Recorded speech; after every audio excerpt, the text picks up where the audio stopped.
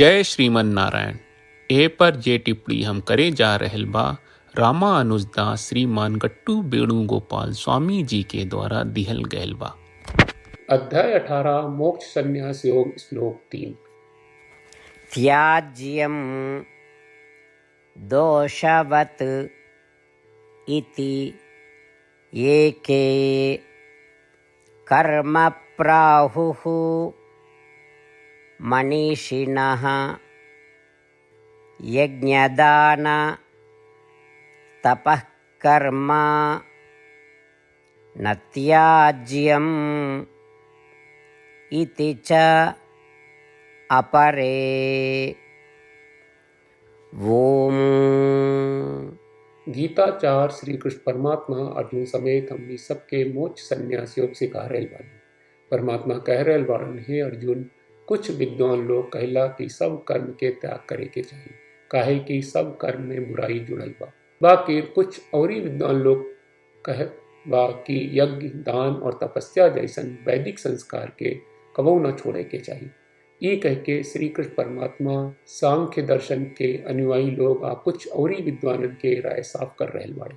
श्री कृष्ण परमात्मा के वचन के विद्वान लोगन के विचार के अवलोकन करके श्री कृष्ण परमात्मा के राय जान के श्री कृष्ण परमात्मा की प्राप्ति के अपन जीवन के लक्ष्य बना के श्री कृष्ण परमात्मा के शरण में हमनी के श्री कृष्ण परमात्मा के स्वामी बन जानी जा। श्रीमन नारायण की शरण ले आई हम श्री कृष्ण परमात्मा के वचन के श्लोक के रूप में जैसन बा वैसने दोहरावे की कोशिश करी जा।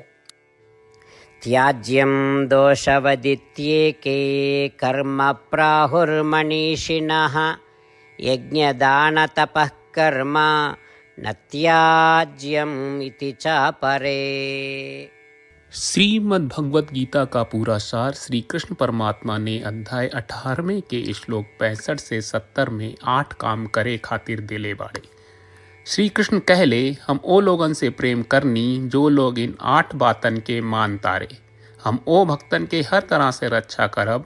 श्री कृष्ण परमात्मा के द्वारा बोलल गईल संपूर्ण भगवत गीता सुनला के बाद अर्जुन कहले, करिष्ये वचनम त्वा, जेके मतलब बा कृष्ण मैं उही करब जौन आप कही। यही कारण बा श्री कृष्ण अर्जुन के हर तरह के सफलता आ विजय प्रदान करेले। आई परमात्मा के आपन व्रत देई कि हमनी के ये 8 गौ कर्म के पालन करी जा। ई वचन परमात्मा के देवे से बड़न कौनो पूजा तपस्या यज्ञ नहीं। हम 8 प्रण कहब जौन हमनी के करे के चाहिए। आप सब कृपया इन्हन के आपन दिमाग और दिल में सोची। श्री कृष्ण के आपन वचन देवे के ई तरीका में हमनी सबकी कल्पना करे के चाहिए कि श्री कृष्ण का चेहरा खुशी से चमकत बा और खुशी के एहसास करत बा। जय श्रीमन नारायण। यहाँ हमनी के 8 वादा बा। हमनी के पहला वादा, हे श्रीमन नारायण, आपका निर्देश के मुताबिक हम हमेशा तोहार ध्यान करब और तोहार बारे में सोचब। हमनी के दूसर वादा, हे श्रीमन नारायण, आपका सलाह का अनुसार हम हमेशा आपका भक्त रहब।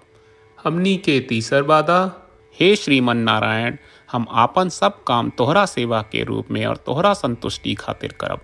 हमनी के चौथा वादा, हे श्रीमन नारायण, जैस की आप माने के कहले रहलू, हमरा बहुत विश्वास बा कि हम आपके होई और हम हमेशा आपन दोनों हाथ जोड़ के आपके नमस्कार करब और आपकी पूजा करब। हमनी के पांचवा वादा, हे श्रीमन नारायण, हमरा के तोरा बात माम एकम शरणम ब्रज 1866 याद कहले, जहाँ आप हमरा के आपन का अर्पित करे का कहा। श्रीमन नारायण, मैं हमेशा तोहरे शरण में रहब।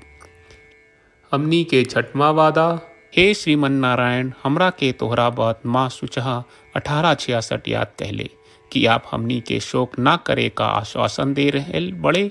हम अब और शोक ना करब। हमनी के 7वां वादा, हे श्रीमन नारायण, आपने हमरा खातिर श्रीमद् भगवत गीता के वितरण करके हम सबके कृपा कहले और आशीर्वाद दहले बा। हम वादा करत बानी कि रोजाना कम से कम 1 श्लोक पढ़ब या सुनब। हमनी के 8वां वादा, हे श्रीमन नारायण, आप गीता के पूरा मानवता तक ले गयलू। हम गीता में आपके दिव्य वचन के उन भक्तन तक पहुँचावे के प्रयास करब जे गीता से अपरिचित बा। हे श्रीमन नारायण, हम उई करब जौन तू करे का कहब। हम ऐसन व्यवहार करब जैसन आप चाहत बानी और हम खाली आपका खातिर काम करब। श्रीमन नारायण के रोज आपन वचन देहल कि हम ओइस करब जैस आप कहत बानी, ई अपने आप में बड़न पूजा बा। श्रीमन नारायण करशे वचनम त्वा, श्रीमन नारायण हम तोरे निर्देश के मुताबिक काम करब। सर्वम श्री कृष्ण अर्पणम अस्तु। जय श्रीमन नारायण।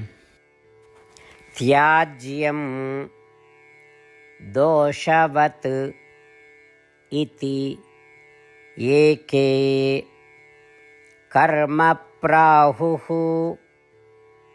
मनीषिणः यज्ञदान तपः कर्म न त्याज्यम् इति च अपरे। ॐ